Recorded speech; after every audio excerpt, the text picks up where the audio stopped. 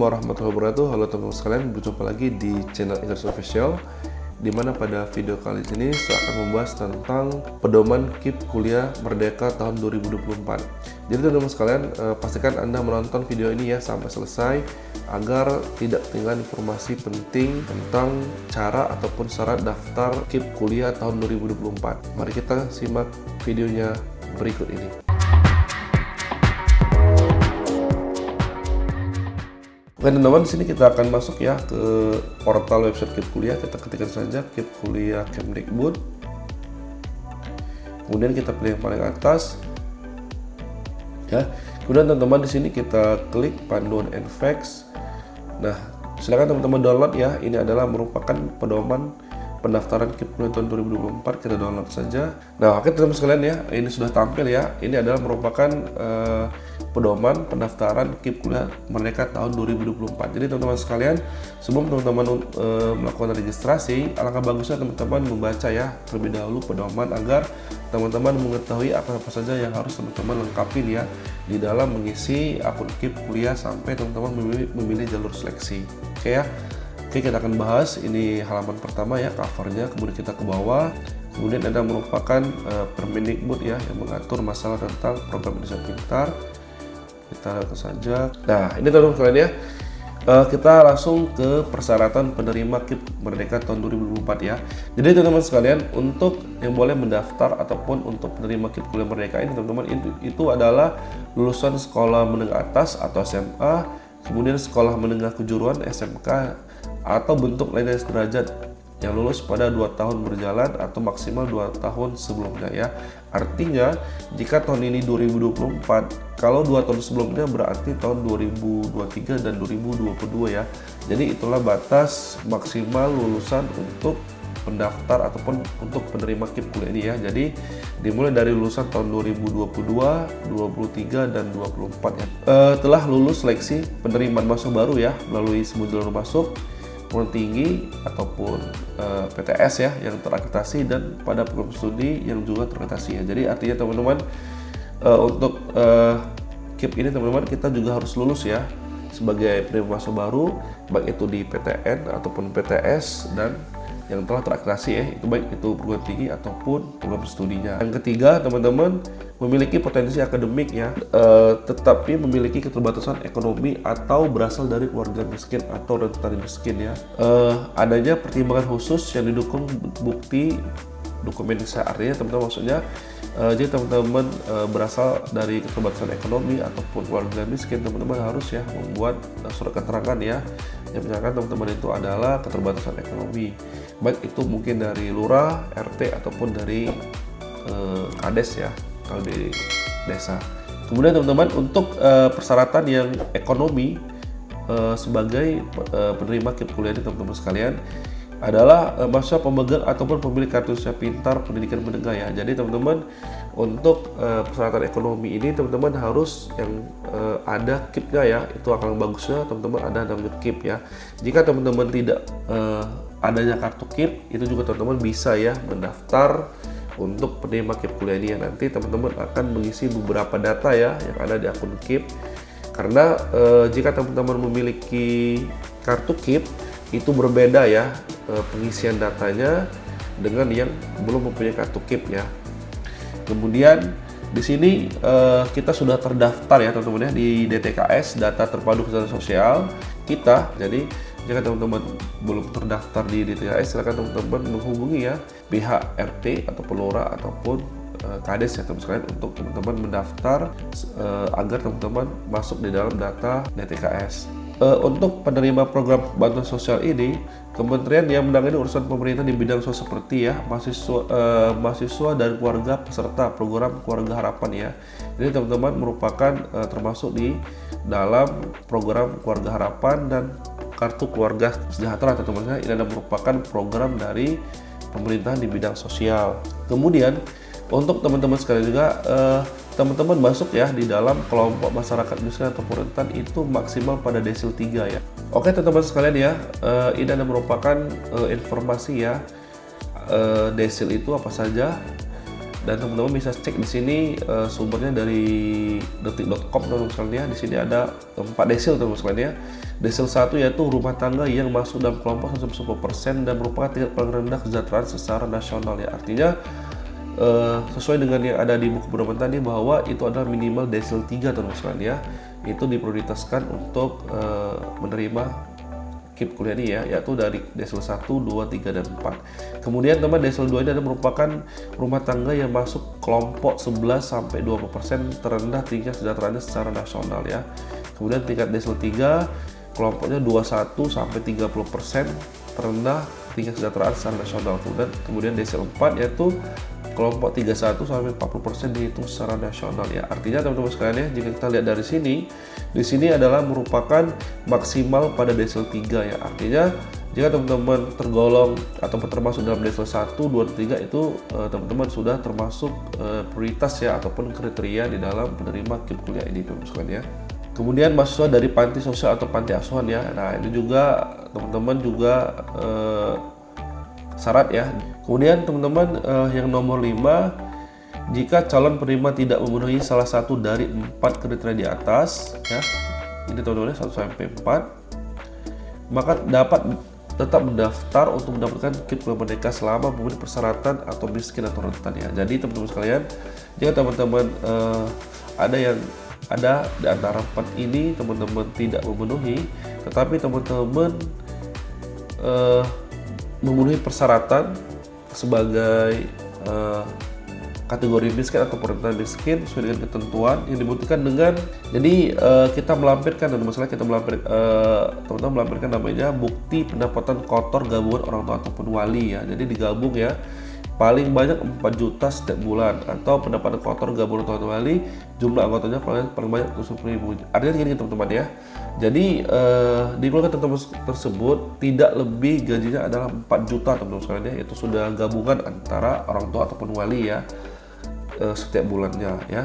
Kemudian tidak lebih dari 750.000 jika dibagi dengan anggota. Contohnya gini teman-teman sekalian ya, jika dalam keluarga itu ada 4 orang, misalkan bapak, ibu, terus 2 anak, itu kan artinya 4 orang.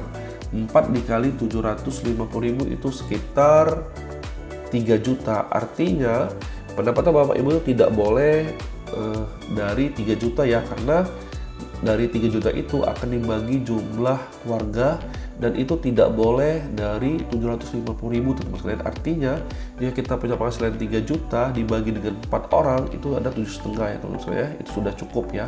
Dan tidak boleh jika teman-teman misalkan punya uang sekitar 5 juta dibagi 4 orang, maka itu kan lebih dari 750.000 rupiah ya. Jadi tidak boleh, artinya jika telah dibagi dengan jumlah keluarga, maka itu paling tinggi atau paling banyak itu 750.000. Kemudian yang kedua, dibuktikan dengan keluarga miskin ya, dalam bentuk surat keterangan tidak mampu teman-teman sekalian yang dikeluarkan oleh pemerintah minimal ataupun minimum tingkat desa atau kelurahan untuk menyatakan memang tidak mampu teman-teman sekalian. Kemudian ini adalah keunggulan untuk penerima KIP kuliah. Yang pertama yaitu pembebasan biaya pendidikan ya, artinya ataupun biaya kuliah ataupun UKT. Jadi jika teman-teman sudah lulus KIP kuliah, maka teman-teman tidak akan membayar namanya SPP ya ataupun biaya kuliah. Jadi ini ditanggung oleh pemerintah. Yang kedua, teman-teman akan mendapatkan yang namanya biaya hidup ataupun uang saku ya. Nah, di sini teman-teman ada 5 klaster ya. Yang pertama, klaster pertama itu 800.000, klaster kedua 90.000, ketiga 1,1, yang keempat 1,250, dan yang ketiga, yang kelima 1,5 per bulan ya. Kemudian teman-teman di sini ada jangka waktu pemberian KIP kuliah ya. Artinya teman-teman jika kita lulus, kita juga dikasih waktu ya maksimal untuk menempuh atau menyelesaikan namanya perkuliahan ya. Di sini teman-teman ada 4 kategori. Jika teman-teman misalkan mengikuti untuk kuliah sarjana, maka teman-teman harus maksimal 8 semester. Untuk diploma 4 itu adalah 8 semester, diploma 3 itu 6 semester, dan diploma 2 adalah 4 semester. Jadi teman-teman sekalian ya, jika teman-teman melebihi dari ketentuan yang telah ditentukan oleh KIP ini, maka teman-teman akan membayar sendiri ya. Contoh misalkan teman-teman kuliah sarjana S1 itu kan 8 semester. Jadi jika teman-teman melebihi dari 8 semester ataupun 4 tahun, misalkan teman-teman tamat itu di 5 tahun ataupun di semester 10, maka teman-teman yang akan ditanggung oleh pemerintah ada sampai 8 semester. Artinya semester 9 dan 10 itu adalah biaya sendiri teman-teman ya. Jadi teman-teman ada target tersendiri ya. Jika teman-teman melebihi dari aturan yang tertentu, maka itu teman-teman bayar sendiri. Kemudian untuk programnya teman-teman, di sini ada program dokter, dokter gigi, dokter hewan, nurse, apoteker, bidan, dan guru ya. Ini merupakan program profesi yang didukung untuk pemberian KIP kuliah ini. Kemudian teman-teman, ini ada beberapa jadwal penting ya untuk KIP kuliah ini. Yang pertama, untuk proses seleksi masuk SNBP ini dibuka di 8 Januari sampai 15 Februari ya. Ini untuk pembuatan akunnya. Kemudian untuk pendaftarannya akan dibuka di tanggal 14 sampai 28 Februari 2024, dan pengumuman hasil SNBP-nya itu tanggal 26 Maret 2024 ya. Artinya teman-teman harus mengikuti sesuai dengan jadwal ini ya. Kemudian jika teman-teman ingin mendaftar ataupun ingin seleksi di dalam jalur UTBK SNBP, nah ini teman-teman akan untuk pembuatan akunnya itu dibuka di tanggal 8 Januari sampai 15 Februari ya, untuk registrasi akun SNMPTN beasiswa. Kemudian untuk pendaftaran UTBK SNBP-nya itu 21 Maret sampai 5 April ya. Jadi untuk pendaftarnya dibuka di tanggal 21 Maret sampai 5 April.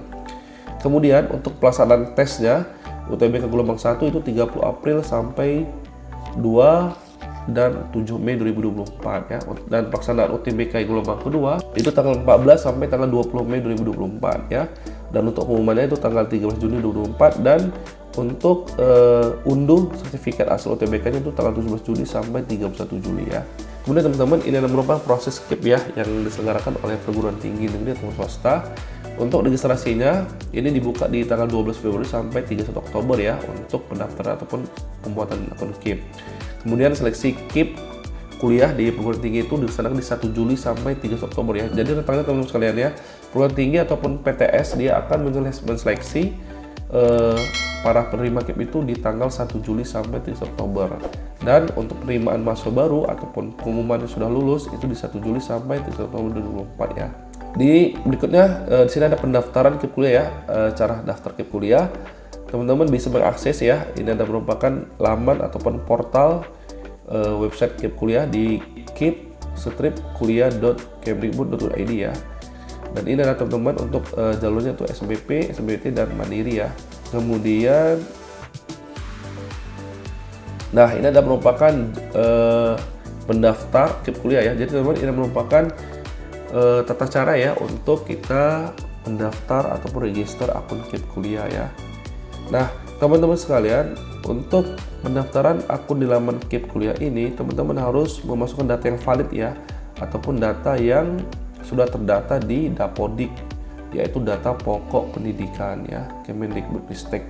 Nah kemudian menyiapkan ya beberapa dokumen ataupun beberapa file yang teman-teman harus gunakan saat mendaftar di laman KIP kuliah. Yang pertama, teman-teman harus memiliki namanya NIK ya, nomor induk pendudukan. Yang kedua, nomor induk nasional NSN, dan yang ketiga adalah nomor pokok sekolah nasional ya. Kemudian yang keempat, teman-teman harus memiliki email aktif ya, karena nanti setelah teman-teman mendaftar, maka untuk pengiriman nomor pendaftaran dan kode akses ataupun passwordnya nanti akan dikirimkan ke email ya.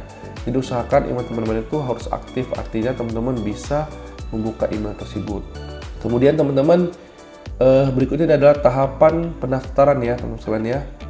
Ini tahapan pendaftarannya ya sama ya, seperti kita mengisi ataupun mengisi form registrasi akun KIP kuliah ya teman-teman sekalian ya. Untuk tata caranya seperti ini teman-teman, akan saya contohkan. Login siswa. Di sini teman-teman kita klik daftar baru ya. Nah ini teman-teman sekalian ya, ini adalah form untuk kita membuat akun ataupun register akun KIP kuliah teman-teman sekalian ya. Seperti yang tadi keterangan tadi teman-teman, di sini ada beberapa data ya yang kita akan masukkan ya sesuai dengan yang ada di sini, nomor 1, 2, 3 serta email ya. Ini teman-teman sekalian ya. Ini jangan sampai salah jika teman-teman ingin mendaftar untuk pembuatan akun KIP. Kemudian tahapan pendaftaran ya. Jadi teman-teman sekalian, jika teman-teman sudah mendaftar di laman KIP, maka teman-teman akan mendapatkan ya nomor pendaftaran dan kode akses. Nanti ini akan dikirim di email yang telah kita daftarkan teman-teman sekalian ya.